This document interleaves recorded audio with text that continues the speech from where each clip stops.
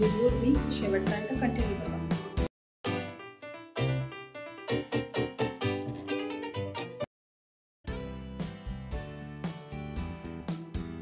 Hi friends, इथे जगास ब्लॉगमध्ये तुमचं सर्वांचं स्वागत आहे. तर मी आज बघायला आली आहे कॉईन म्युझियम. हे नाशिक रोडवरती आहे आणि ह्याचा पूर्ण ॲड्रेस तुम्हाला डिस्क्रिप्शन बॉक्समध्ये दिला जाईल, तर तुम्ही बघून घ्या. नाशिक रोडवरून मला ॲप्रॉक्स 45 मिनिट्स लागले म्युझियमला पोचायला.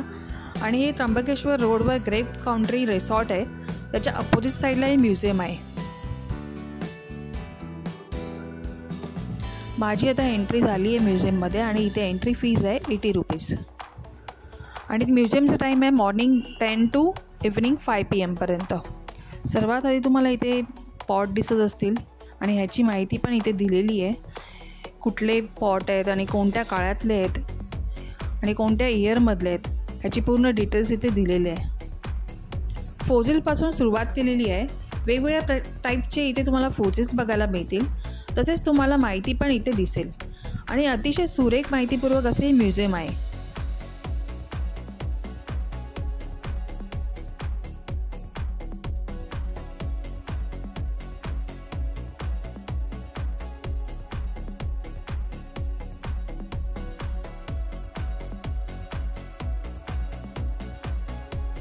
स्टोनेज टूल तुम्हाला बघायला मिळत आहे. पाषाणकालीन अवजार, जे दगडांपासून जे अवजार बनवायला जायचे, जसे की कुऱ्हाड वगैरे.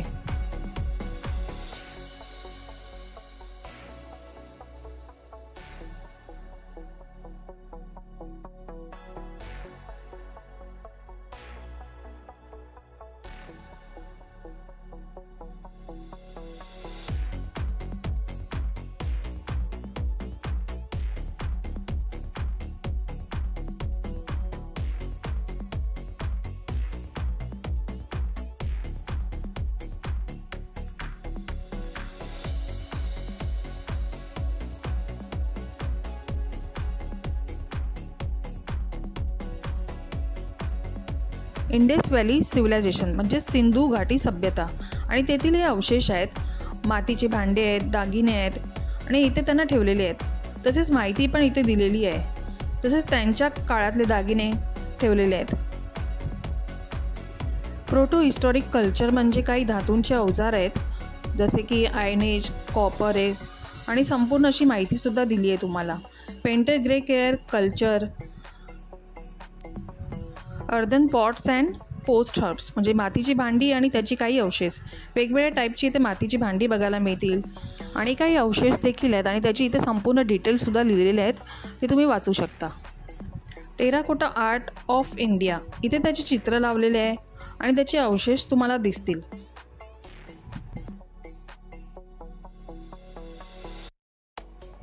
इतिहासातील सर्व संस्कृतीची इथे माहिती दिलेली आहे आणि त्यासोबत इथे वस्तू देखील आहेत दुर्मिळ काही. पूर्वीच्या काळी जेव्हा नाणीसुद्धा नव्हत्या तेव्हा अशा वेळेस ह्या वस्तू देऊन इथे त्या गोष्टी घेतल्या जायच्या. काही प्राण्यांचे शिंग आहेत, पंख आहेत आणि अशा अजूनही काही वस्तू देखील आहेत आणि त्या गोष्टी देऊन मग काही वस्तू खरेदी केल्या जायच्या. नाण्यांच्या ऐवजी ह्यांचा वापर केला जायचा. वेगवेगळ्या प्रकारचे जे पण त्या काळात चलन म्हणून वापरले जायचे त्याची संपूर्ण माहिती इथे तुम्हाला बघायला मिळेल. असे आहे बिफोर कॉईन सेक्शन. कॉईनची सुरुवात झाली तेव्हा कॉईन्स कोणते कोणते वापरायला आले चलनामध्ये हे इथे तुम्ही बघू शकता. आणि त्याच्यावरती सुंदर असं डिझाईनसुद्धा केलेलं आहे, कोरीव कामसुद्धा केलं आहे. खूप छोटी छोटी अशी बारीक बारीक तुम्हाला अशी नाणीसुद्धा दिसत असतील. ती पूर्णपणे दिसण्यासाठी इथे डिटेलमध्ये छान असा फोटो लावलेला आहे नाण्यांचा. त्या नाण्यांवरती काय आहे आपल्याला नेमकं कळू शकतं. प्रत्येक राजा आपापल्या राज्याच्या ठराविकतेनुसार कॉईन्स बनवायचे. तुम्हाला त्या कॉईन्सवरती शिक्के दिसतीलच. सुवर्ण काळातील कॉईनची सुरुवात झाली. त्या काळातील कॉईन्स आहेत. सोन्याचे आपले पैसे म्हणता येतील. त्यावरती छापेसुद्धा आहेत. बघा, कृष्णा आणि गुप्ताकालीन हे कॉईन्स आहेत. मौर्य काळातील कॉईन्स आहेत. काही मिनिएचर्स आहेत, स्क्वेअर आहेत कॉईन्स. त्यावरती सुद्धा एक कोरीव काम केलेले आहे.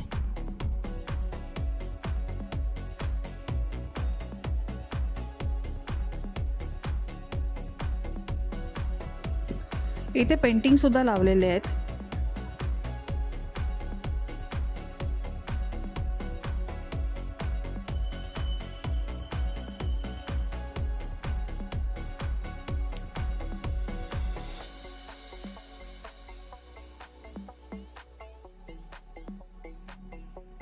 कसं वाटतं म्युझियम हे बघायला? मी तर खूप एक्सायटेड आहे फ्रेंड्स. अजून काय काय ते आपल्याला बघायला पण मिळणार आहे आणि व्हिडिओ तुम्ही शेवटपर्यंत कंटिन्यू बघा. कॉईन्स कसे बनवले जायचे त्याचे मॉडेल म्हणता येईल. आपल्याला त्याचे प्रतिरूप आपल्याला दाखवण्यात आलेले आहे.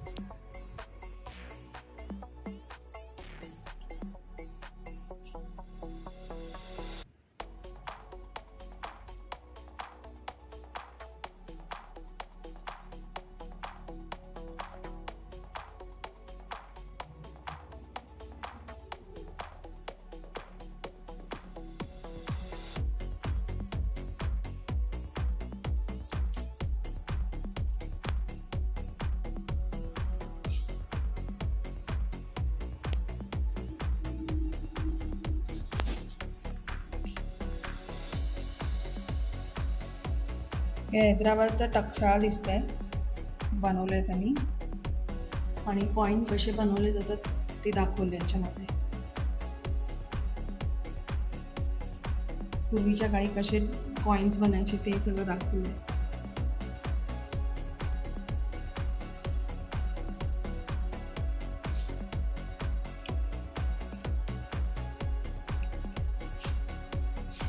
किती क्यूट वाटतात ना हे कॉईन बघा.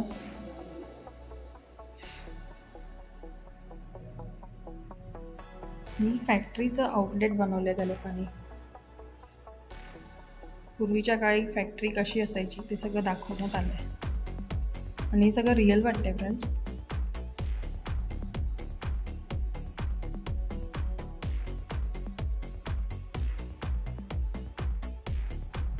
पेंटिंगच्या स्वरूपात आपल्याला बघता येतं की मॅन्युफॅक्चर कसं केलं जातं ते. इथे आपण बघू शकता दिल्ली सल्तनत, उत्तर दख्खन आणि दक्षिण, तसेच मुघल सल्तनत आणि त्या काळची तिकडची नाणी आहेत ती इथे दाखवलेली आहेत आणि त्याचे सर्व डिटेल्ससुद्धा दिलेले आहेत.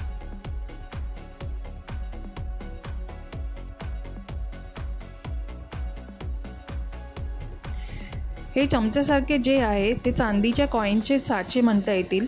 तुम्हाला ज्यात धातू वितळून त्याच्यावरती बारीक कोरीवकाम होते, जे काही त्या कॉईनवरती छापाचं काम करतं. निरखून बघितल्यावर तुम्हाला इथे भांडं दिसेल, त्यामध्ये कॉईन जमा करायचे त्या काळात.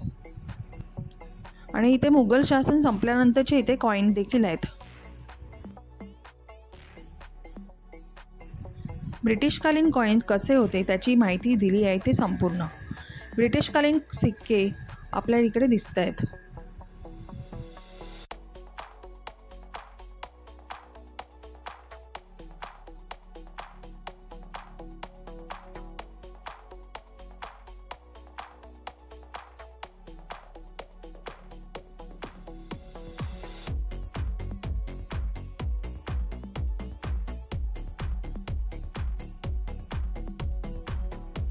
म्युझियममध्ये पूर्वीच्या काळी जी नाणी वापरली जायची आणि नाण्यांच्या आधी ज्या वस्तू होत्या तेव्हापासून ते आतापर्यंत वापरले जाणारे पैसे, काही नोटा आणि आता नवीन पद्धतीचे जे कार्ड आलेले आहेत, ATM card, debit card, credit card, हे सर्व इथे लावलेले आहेत.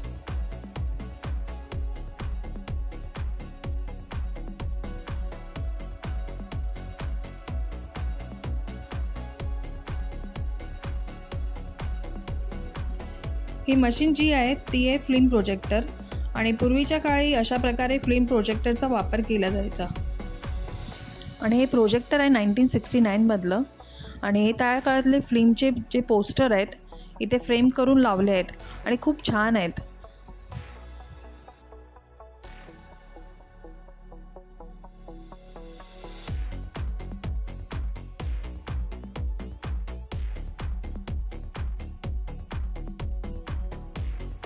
आणि या ठिकाणी डान्सिंग शिवा, पार्वती अशा छान छान मूर्त्या देखील आहेत आणि या सर्व मूर्त्या कास्य धातूपासून बनवलेल्या आहेत आणि किती सुंदर मूर्त्या आहेत ना.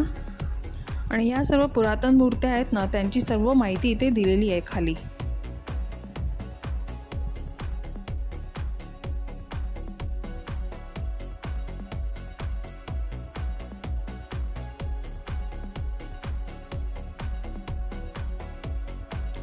Reconstructing history evidence of copper plate inscription. Copper प्लेटवरती मॅन्युस्क्रिप्ट्स अँड इन्स्क्रिप्शन बघायला मिळतं इथे. पुरातन आहे आणि खूप जतन करून ठेवलं आहे.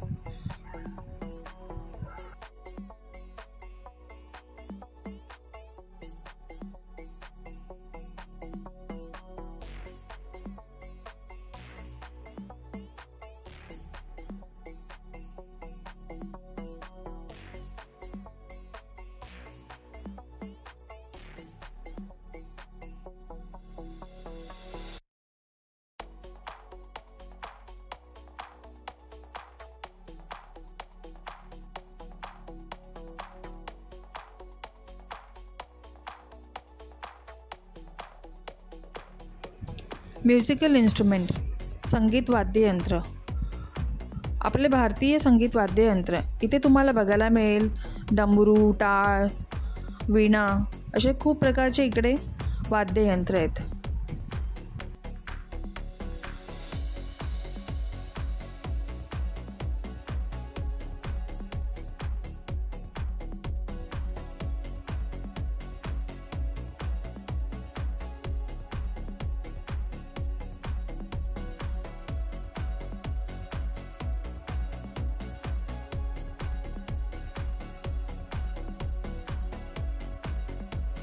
पूर्वीच्या काळातलं इथे फर्निचरसुद्धा ठेवलं आहे, ते पण तुम्ही बघू शकता.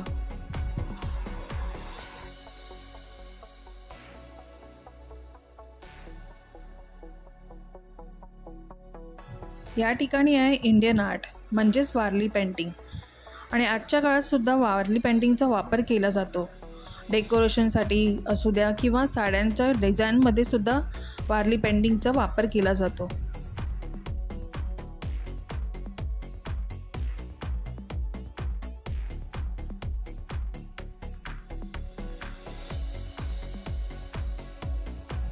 आणि ह्या आहेत पगड्या.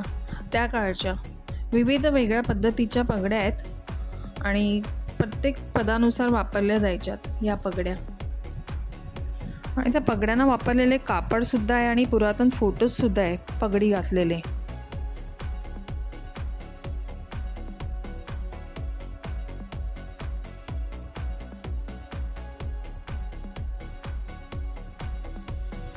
गंजीफास म्हणजेच गेम ऑफ प्लेइंग कार्ड्स. गंजीफास कसे बनवायचे इथे दाखवण्यात आले आहे आणि त्याच्यावरती वेगवेगळ्या टाईपचे पेंटिंगसुद्धा केलेले आहेत.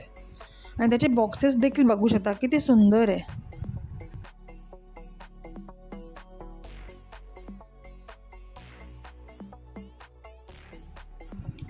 हे जे पत्ते आहेत त्याचा उगम म्हणजे गंजीफा. हे के.जी. महेश्वरी यांच्याकडून मिळालेले कलेक्शन आहे. म्हणजे प्लेइंग कार्डची सुरुवात आपल्या भारतातून झालेली आहे असे दिसते इथे.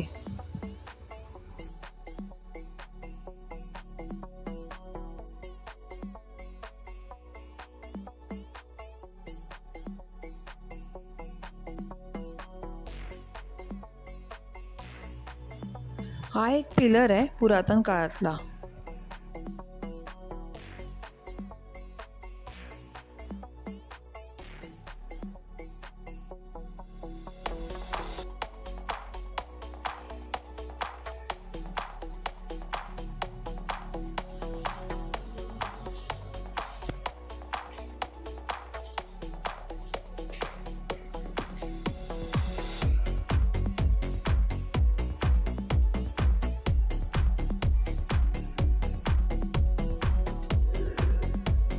म्युझियम हे खूप मोठं आणि खूप छान आहे आणि इथे इतिहासाची सर्व माहिती आहे ना पूर्ण डिटेल्समध्ये दिलेली गेलेली आहे. आणि जे हिस्ट्री लवर असतील ना त्यांना ही म्युझियम खूपच आवडेल. इकडे खूप डिटेलमध्ये अशी खूप माहिती दिलेली आहे. आणि शाळेतले पण विद्यार्थी असतील त्यांनीसुद्धा इकडे नक्की व्हिजिट केलं पाहिजे. त्यांनासुद्धा इकडच्या इतिहासाबद्दल माहिती मिळेल आणि प्रॅक्टिकलसुद्धा वस्तू इथे बघितल्या जातील.